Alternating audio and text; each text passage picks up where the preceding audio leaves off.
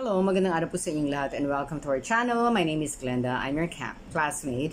And sa araw po na to pag-uusapan natin kung delikado ba sa atin ang prutas at ano yung mga common mistakes sa pagkain ng prutas. Okay, specifically for those who are monitoring their sugar intake. Mga kapatid natin na may diabetes or yung syempre yung mga cancer warriors and survivors. Okay? So sige po, pag-usapan natin. By the way, ang topic na ito ay tungkol sa prutas. Ito po ay, ang purpose nito ay magbigay ng information so that we can make informed decisions. Hindi po nito goal na kumbinsihin kayong kumain ng prutas kung ayaw nyo kumain ng prutas. Okay? Ito po ay para sa informasyon lamang. And at the end of the video, tapusin nyo po, makikita nyo na okay, marami kayong makikitang mga insights na mas magiging gabay natin sa pagpili, okay, o pagde-decide kung kakain tayo ng prutas. Okay? Sige, before we go into the topic mismo, ay kasama na to actually, magkaroon tayo ng mga guidelines, okay? Prutas ang pag-uusapan natin at ang prutas ay napakasarap na pagkain pero may glucose, sugar at isa yan sa mga minomonitor natin kapag tayo ay on cancer treatment or mga cancer survivors, okay? Una sa guidelines natin para sa ating topic na delikado ba sa atin ang prutas at common mistakes sa pagkain ng prutas. Okay, number 1, dapat malaman natin na ang pinakapagbabasihan kung ano ang kakainin natin ay ang mga sumusunod. Ano ba ang diagnosis sa iyo, kapatid? Ikaw ba ay may cancer, may diabetes, or may fatty liver? Okay? Tapos, maliban doon, ano yung recent sugar level mo nung nagpa-blood test ka? Recent sugar level. Tapos, ano ang sabi sa iyo ng doktor? Okay. So, ibig sabihin yan, hindi porke pwede sa iba kumain ng prutas ay pwede na sa lahat. Meron po talagang pagkakaiba ang ating mga diet kahit na sabihin na natin pare-pareho ang diagnosis, depende po yan sa napakaraming factors, okay? So, kailangan alam natin ang ating numero. Ano ang sugar level, ano ang diagnosis, at ano ang sabi sa atin ng doktor. Number 2, okay, syempre, lagi natin sinasabi, obey your doctor, okay? Number 2, hindi porke pwede ito, ay ito na lang ang kakainin natin. Okay? Hindi porke sinabing, okay, kumain ng prutas, healthy yan. Diba? We grew up believing healthy yung fruits. Okay naman siya. Healthy talaga siya. Pero hindi ibig sabihin, ito at ito na lang ang kakainin natin. Ang fruits ay meron pa rin fructose, yung sugar content yan, and too much of everything is bad. At pag-uusapan natin ngayon, ano yung too much para specific tayo, may detalye. And syempre, kung tayo ay kakain, yung buong plato natin, platong ganon, yung buong plato, halos kalahati noon, gulay. Gulay pa rin na ipupush natin. And then, 1% protina, 1% rice. Okay? Kasi ma-rice tayo, kumakain tayo ng rice. Okay? So, kailangan alam po natin na ang sukat, kumbaga malaking porsyento pa rin ang kakainin natin ay gulay dapat. Halos 50% ng plato and then 5 times a day kung kakayanin. Okay? So, again, prutas ang topic pero pinupush pa rin natin ang pagkain ng mas maraming gulay. Number 3 na guideline natin, pag may nagbawal sa atin, ito naman may nagbawal ang prutas, itanong natin kung bakit at sino ang nagbabawal at ano kaya ang dahilan or ang kanyang background. Kasi, minsan, napansin ko, kunyari, binawal to binawal, yung pala ang background niya ay hindi ko kapareho ng background. Kunyari, may napanood ako dati na ang daming binawal, yung pala ganito ang karamdaman. Hindi ko naman kako-issue yan. O ito pala siya dati ay ganito ang timbang. Hindi ko naging timbang yung underweight nga ako eh. So, itatanong mo, ikaw ba, ako tinatanong ko, ako ba ang tamang audience nitong dinidiscuss ng Ginoo o ng ginang na ito? Ay, hindi ako. Okay? Wala namang mali, pero may target pala siya. At later, malalaman ko, iba nga ang tinatarget ng audience. Kaya pag may nagbawal, tatanong natin, ano kaya ang kadahilanan? Okay? We have to listen to the explanation carefully. Kasi minsan, pag kunyari sinabi, bawal ang fruits. Nung pinakinggan ko, nalaman ko, medyo extremist yung explanation. Kunyari, ang sinasabing fruits, kumain ng 1 kilo. Ba't ka naman kakain ng 1 kilo? Pangalawa, ang tinutukoy na tao ay dati ng may fatty liver, yung may liver problems. Kasi ang explanation doon, sumobra yung glucose, hindi na nagamit as energy, naging stored fat. Okay? Tapos eventually, nagkakaroon na ng diferensya sa liver. Kaya pala kako yung isang doktor, sinasabi niya, masyadong sweets para makapahinga ang liver.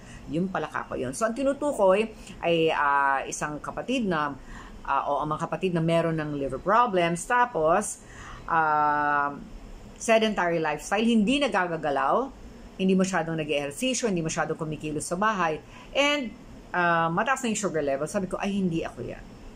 Okay? Hindi ako overweight, I'm actually underweight, magalaw akong tao, nakikilos ako madalas, I take a walk, basta magalaw akong tao, and then, wala akong history ng sugar na tumaas, hindi ako makain ng 1 kilo, okay? Alright? So, tinitingnan ko rin ano ba yung mga example, baka sobrang extremes at hindi na yun applicable sa atin. Okay? So, yun yung mga guidelines natin. Again, mas pinupush pa rin natin ang pagkain ng gulay. Gusto lang natin ito pag-usapan para naman hindi tayo mas ma-restrict. Kasi as cancer patients and survivors, parang minsan sikip na ng buhay, ang dami ng binawal. Baka naman pwedeng intindihin natin kung bakit binawal at makita natin, ay, pwede naman palang iwasan na maging mapunta tayo dun sa degree o dun sa level na kabawal-bawal. Sabihin, pwede pa rin kumain. Kaya dapat papakinggan ng mabuti explanation at huwag mahihiyang magtanong. Especially pag ang nagbawal ay doktor, napakatatalino ng mga tao, may scientific explanation niya. Kailangan hahanap tayo lagi ng scientific explanation. Okay? Tatanong natin sa doktor, Dok, bakit po? Bakit po? Okay, ngayon, pasok na tayo dun sa ating discussion. Okay, fruits.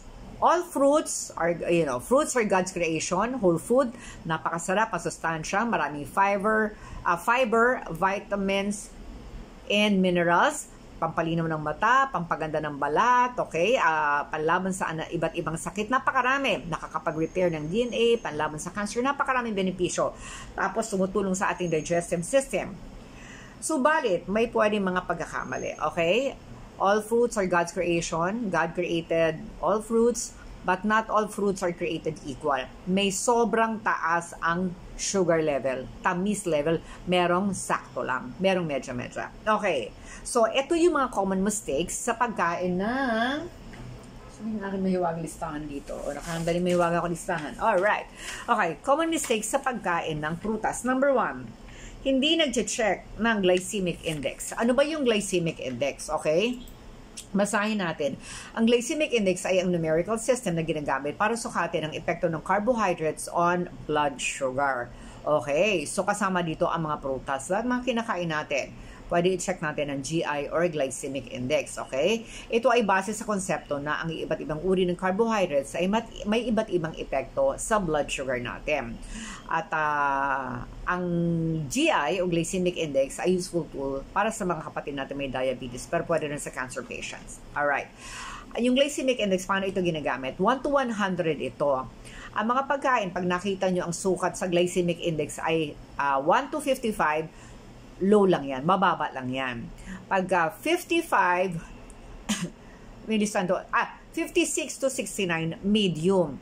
Pag 70 to 100, high yan. Ang problema kasi kapag masyadong mataas yung kapasidad nito magpa-spike ng blood sugar natin. Pag lagi nagsa-spike, di ang pancreas release ng insulin.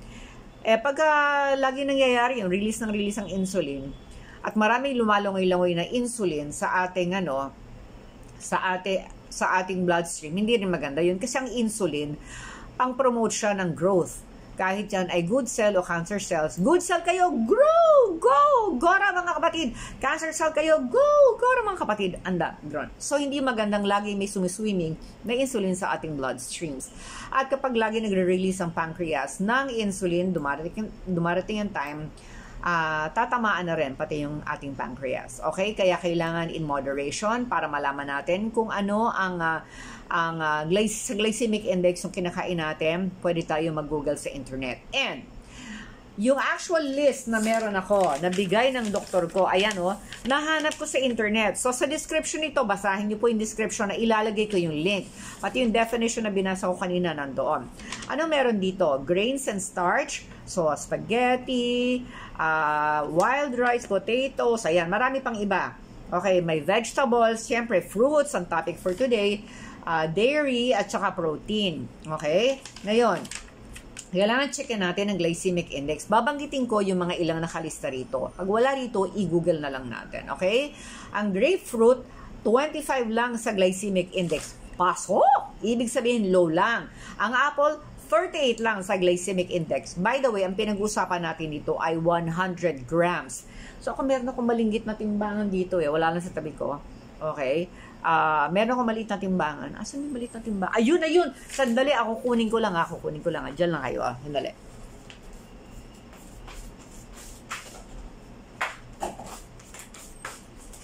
Eto na, ang maliit na timbangan. O, dyan ko tinitimbang. Kung gusto nyo magtimbang, in-order namin sa internet, online. Okay, 100 grams ang sukatan. Okay, yun ang basihan. Alright, so grapefruit, 25 sa glycemic index. Apple, 38. Peach, 42. Orange, may orange ako sa ref, 44. Grape, 46 ang 100 grams. Okay, maganda yung grapes, red grapes. Okay, anti-cancer properties. Banana, 54. Mango, 56. Ang taas. Okay, lagpas na to. Lagpas na. Pineapple, 66. Ang taas. Watermelon, 72. Ang taas. Okay. So, titingnan nyo yung glycemic index. Sabi ng doktor ko, pinag-uusapan namin kanis, pag-gesam niya. Kung ganyan kataas sa 100 grams, di kalahatiin. Kalahatiin. Para-paraan, mga kapatid. Okay? Para naman makatikin pa rin tayo. Okay, next. So, ang unang mistake, hindi nag-check ng glycemic index. Okay? Ngayon, alam na natin kung paano mag-check. Pwede na tayo mag-download ng listahan. Alam natin gagawin. Check. Hindi na mali yan. Number 2, hindi nagko-compute ng sugar content per grams. Okay. Kunyari, bumili kayo ng yogurt, strawberry flavored. Nakalagay doon. Sugar, 20 grams. Naku! Sa kutsarita, ilan po ang sukat niyan? Ang bawat 4 grams ay isang kutsaritang asukal. So kapag ang nakalagay dyan, 20 grams yung sugar content ng yogurt na binili nyo dahil daw strawberry flavor. 5 kutsarita po ang laman niyang kakapiranggot na jar ng yogurt na yan. 5 kutsarita po yan. Ngayon, yung mangga, matamis. Kalahating pisngi lang kakainin. Pero i-google nyo, okay, ilan ang sugar content nito kapag nakalagay dyan 16. Sa isang pisngi ng mangga, pag 16 ang nakalagay, 16 grams, 4 na kutsarita ng asukal kagad ang kinain nyo sa umaga. Naku po! Diba? Napakatamis agad. So, dapat mag-compute tayo ng sugar. Okay? Yan ang ikalawang mistake. So, alam na natin ang gagawin. Marunong na tayo mag-compute. 4 grams ng sugar equals to 1 kutsarita. Ngayon, hindi na natin gagawin yung mistake na yun. Check. Okay. Number 3, na mistake sa pagkain ng prutas. Nang malamang pwede nag-abuso, ang daming kinain. Okay, miss, walang problema doon sa creation ng Diyos. Walang problema doon sa prutas. Minsan, the problem is not the food. The problem is our attitude. Lalakas kasi natin kumain. Ako, aminado ako, malakas ang kumain. So, hinay-hinay lang. Ako, nagsistruggle ako sa grapes. Kasi ang grapes, masarap talaga. Lading red grapes, may anti-cancer properties. Lalo na yung cordon grapes, wala naman tayo nun dito kasi madali matanggal yung balat nun. Pero red grapes, masarap po talaga, lalo kapag walang buto. Kaya lang napaparaming kain, 4 lang ay sapat na. Okay? So, minsan, alam natin dapat na hinay-hinay is the name of the game. Dahil po tayo ay hindi na naman mga maliliit na bata, kailangan hinay-hinay na sa pagkain. Wag po tayo makipagsabayan sa mga batang walang mga dinideal na, situations. Okay? So, dapat, wag tayo mag-abuso. Good food in moderation. Alamin natin kung ilan lang yung dapat nating kainin. Okay. Number 4, mamili ng prutas na kakainin. Hindi lahat ay pwede. May mga sobrang tamis katulad ng mangga, pineapple, watermelon, okay, mamili. Banana, mamili tayo. Yung mga hindi gaanong matatamis, yung binanggit ko kanina, grapefruit, apple, peach, orange, grape, and then berries. Okay, mabababa lang po. Kiwi, mabababa lang po. Mamili po tayo. Okay, yung singkamas, sikat yun, di ba? I-google natin. Pagka ano ko ba to? May nagdala, tsahin mo. Tapos singkaw. Kumain kaya singkamas. Nakita. Ano ba to sa glycemic index? Hay! Ano yan? Anong sinusukat-sukat mo dyan? Gano'n ba karami itong ano? Sabi, pagka-arte-arte mo, baka pagalitan ka pa. Pero at least, alam mo na, safe naman pala. Okay, kasi, chinek mo. Alright? Mamili ng prutas na kakainin. Alright? Ayan. Next, kapag nakakimo, umiwas na sa mga prutas na kailangan kainin ang balat. Katulad ng grapes, strawberry, Ano pa ba? Yung ibang mga berries. Siyempre, tinuturo din to ng doktor. Umiwas tayo sa mga prutas na kailangan kainin ng balat. Ngayon, ang apple, kasi ang maraming sustansya niya ay nasa balat. Siguro, kung tsagain muna natin balatan habang nakakimo, pero eventually, pwede na natin kainin ng balat. Again, to all our brothers and sisters who are going through chemo right now, iwasan muna po natin ang mga prutas na kailangan kainin ang balat. Marami naman pong ibang choices, maraming ibang options. Okay? Ang alam nyo, nung naka-oral chemo, pag naka-oral chemo, bawal ang suha. Sabi ko, Dok, bakit? Kasi umiikli daw yung effectivity ng oral chemo. Kasi oral chemo may injection yun, combination. Umiikli yung effectivity. Kasi 'di ba pag umiikli yung effectivity, kasi 'di ba chemo pinapahihina immune system, pinapahihina yung cancer. Iisip ko, ibig sabihin lumalakas yung immune system nasa suha. Kain ako ng maraming suha. Okay. Alright. So, obey your doctor. Kung ano yung sinabi ng doktor na bawal, sundin niyo po. Okay? Ayan. Yun lang ay naisip ko noon. Alright. Next, pag nakakimo, bawal ang mga prutas na kainin ng balat. Paano kung fruit salad? Naku, eto na, fruit salad! Yung mga magbe-birthday dyan, Pasko, bagong taon. Okay, ang mga fruit salad, alam natin ang mga sangkap. Meron naman pwedeng gawing paraan. Piliin ang mga prutas na ilalagay. Yung mga hindi na masyadong matatamis, katulad ng apple, balatan, para makakain ng mga nakakimo. Balatan, orange, o balatan, binabalatan talaga. Kiwi, blueberries, pass muna kung may nakakimong kakain. Pero kung walang nakakimo, pwede ang blueberries, bilog-bilog na blue, parang sago, pero hindi siya sago, hindi mataas ang sugar content, and matindi ang anti-cancer properties ng mga berries. Okay? Again, i-adjust natin depende kung may kakain na nakakimo para din makakain yung mga nakakimo. Okay? Yung orange, citrus yan. Lalagyan ng milk. Soy milk na lang po ang gamitin natin para plant-based. Mag-try muna kayo ng konti kasi citrus yan to make sure na hindi papait. Kasi many years ago, nagluto kami ng fruit salad. Grade 4 lang ako nito. Fruit salad, nagluluto kami fruit salad, may macaroni. Merong isang nakatira border namin. Nilagyan niya ng, imbis na sliced pineapple, nilagyan niya ng raw pineapple. Alam niyo, pumait yung buong salad. Sorry siya. Asar na asar ako dahil paborito namin yung salad. So, if you wanna try orange, hindi ko pa yun na-try.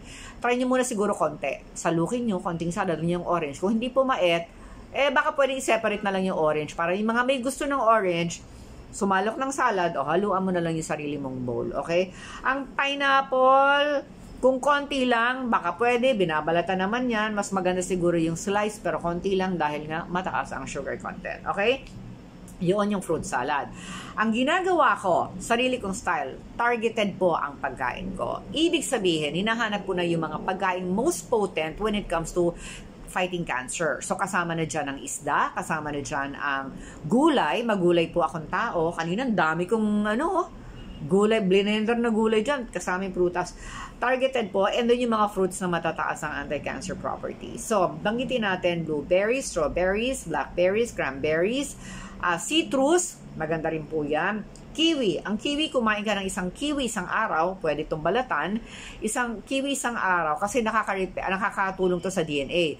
Kaya niyang protektahan, ayon sa pag-aaral, okay, kaya niyang protektahan ng 60% ang iyong DNA mula sa mga environmental hazards.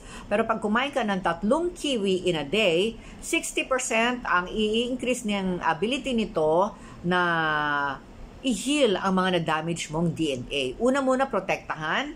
Yung isa, pag 3 kinain mo kada araw, kaya nitong i-heal ang iyong DNA na na-damage. Wow, kiwi, very powerful. Apple is a superfruit. Masarap po yan. Okay? Pwedeng balatan. Yun ang kinakain ko madalas sa apple. And then, red grapes or violet. Yung violet na grapes, hindi na masyado yung green. Avocado is a good brain food. Maganda rin sa skin.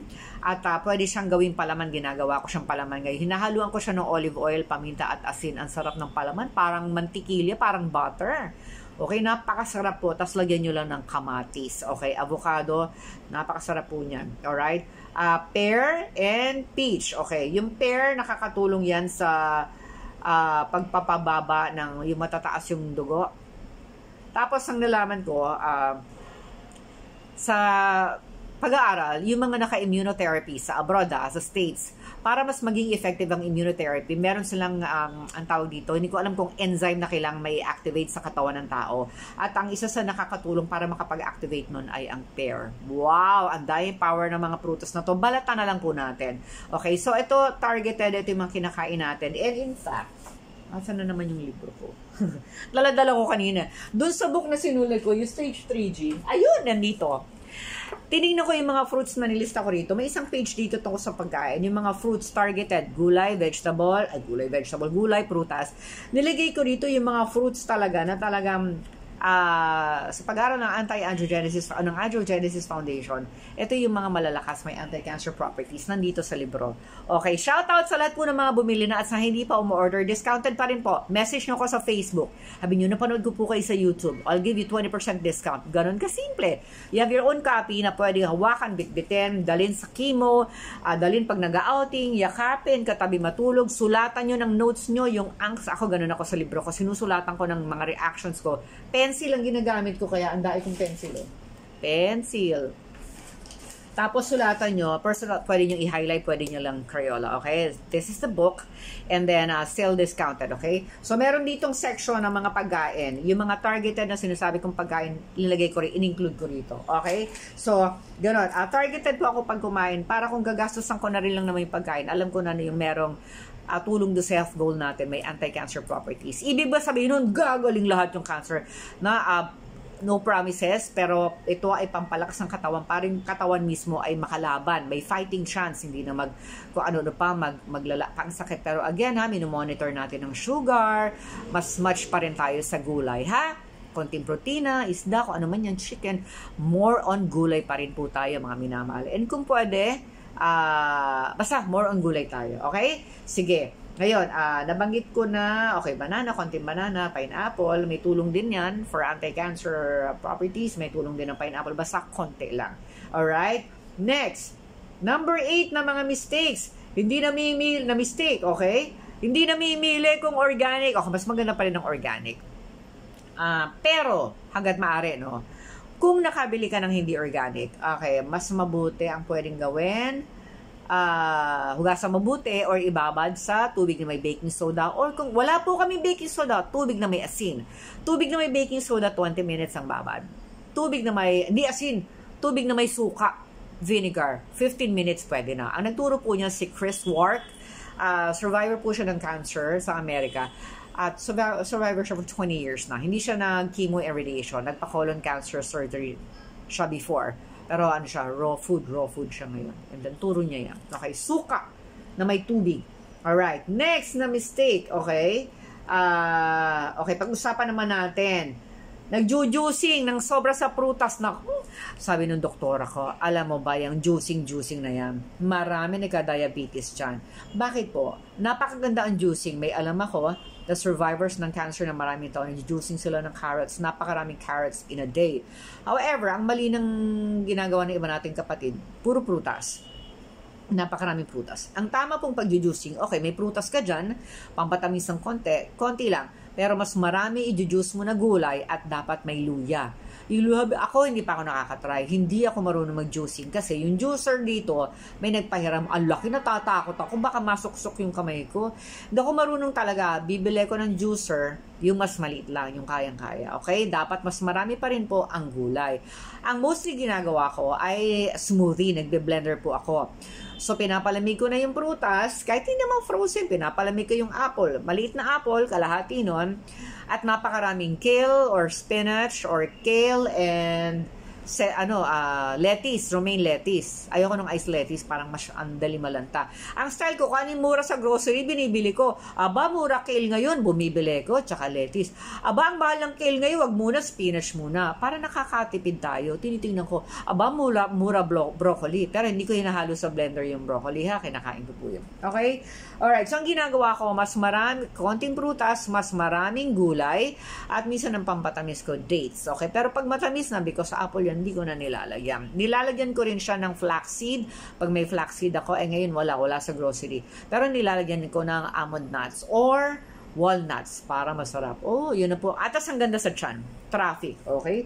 Lumilinis ang tiyan. Importante kasi yun kapag malinis yung tiyan natin. Okay? Sige, yun ang guidance natin. Pag juicing and paggawa ng smoothie. May nagtanong, paano naman pag frozen vegetables? Okay ba bumili ng frozen vegetables? Okay, eto po yan. Ang frozen vegetables, mas mura kasi mas tumatagal. Ang sabi nung nakausap ko na nagtitinda sila, kaya nilang paabot sa ano yata nakalagay, good for 6 months pero kaya nilang paabutin yan ng 2 years. Okay? Bumibili ba ako ng frozen? Okay, yes. Bumili ko, experience ko, blueberries kasi parang huli pa ako nakakain ng blueberries nung nasa States ako. Nagbakasyon lang ako doon, hindi ako taga ron. Nung 2013, triathlete yung tinirahan ko ng blueberries. Yun ay finifreeze niya. Parang yun na yung pinaka-yellow na rin kasi naging frozen. So, bumili ako last year. Blueberries. Darating siya sa'yo, frozen na. Galing to ng isang Asian country. Frozen na. Pero hiwa-hiwalay. Ang ginawa ko, dahil hindi ako mapakali na ibang tao nga nag-handle ng... Although nakapack na, meron naman daw certificate, FDA approved, pero hindi nakalagay organic. So, ang ginawa ko pa rin, binabad ko siya sa tubig at baking soda. Ang nangyari, nakita ko, ay, kumupas yung kulay. Yung tubig naging kulay blue. Sabi ko, ay, baka naubad? Hindi, blue pa rin naman yung blueberries ko. Nilagay ko siya sa baon na freeze ko, okay naman. Pero nagdikit-dikit ng konti, kinakaid ko naman. At ginawa ko siya isang ganyang kadami.